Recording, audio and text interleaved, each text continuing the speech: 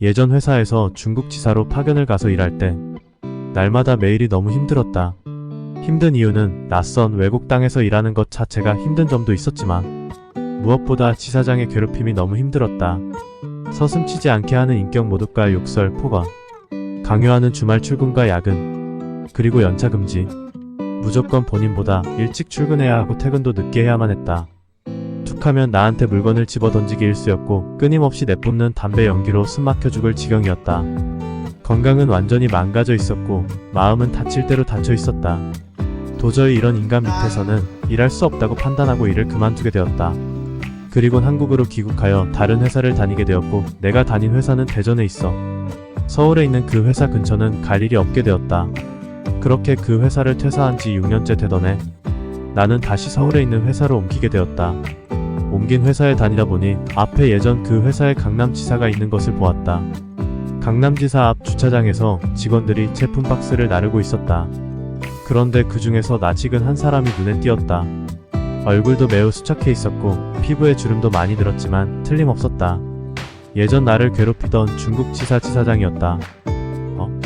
분명 중국 지사에 있어야 하는데 왜 여기 있지? 알고 봤더니 내가 나간 이후로 사드보복으로 실적 악화로 중국 사업은 아예 철수하고 모든 주재원은 귀국시켰다고 한다. 그래서 갈 곳 없는 지사장을 강남지사 영업점으로 보낸 것이었다. 나와 같이 중국 지사에서 일할 때는 절대로 제품을 나르거나 하지 않았다. 언제나 뒤에서 윽박지르기 일쑤였고 절대로 손가락 까딱하지 않았다. 하지만 여기 지사로 옮기면서 일할 사람이 부족하니 50이 넘은 나이에도 무거운 제품을 날라야 하는 신세가 된 것이다. 참고로 그 회사 제품은 모두 기계장치였기 때문에 가장 가벼운 제품은 15kg이 넘었다. 처음에는 얼굴 보는 순간 예전 기억 때문에 가슴이 두근두근 하기도 하였지만 바로 그 감정은 사그라들고 지금은 어떻게 지내는지 궁금하였다. 더 자세히 보고자 바로 앞까지 스쳐 지나가기도 했지만 전혀 나를 알아보지 못하는 눈치였다. 나는 그 뒤로 몇 번 그 앞을 지나가면서 어두운 지사장의 얼굴을 보였다. 온갖 인상을 찡그린 채 담배를 피우는 표정이 일에 짜증과 불만이 많아 보였다. 왜 내가 이런 일을 해야 하지? 예전 주재원 때는 안 그랬는데 이런 마음이 내게로 전해지는 듯하였다. 하지만 나는 결코 그가 안타깝거나 불쌍하지 않다. 오히려 아직도 회사에 안 잘리고 다니고 있다는 점에서 그 회사의 잘못된 인사 시스템에 대해 답답해할 뿐이었다. 만일 내가 그 회사를 계속 다녔다면 아직도 나를 하찮게 여기고 나를 못살게 굴지 않았나 싶다. 그 사람은 내 인생을 망가뜨린 사람이다. 그 사람만 아니었다면 건강이 나빠지지도 않았을 것이고 행복하고 더 오래 회사에 다녔을지도 모른다.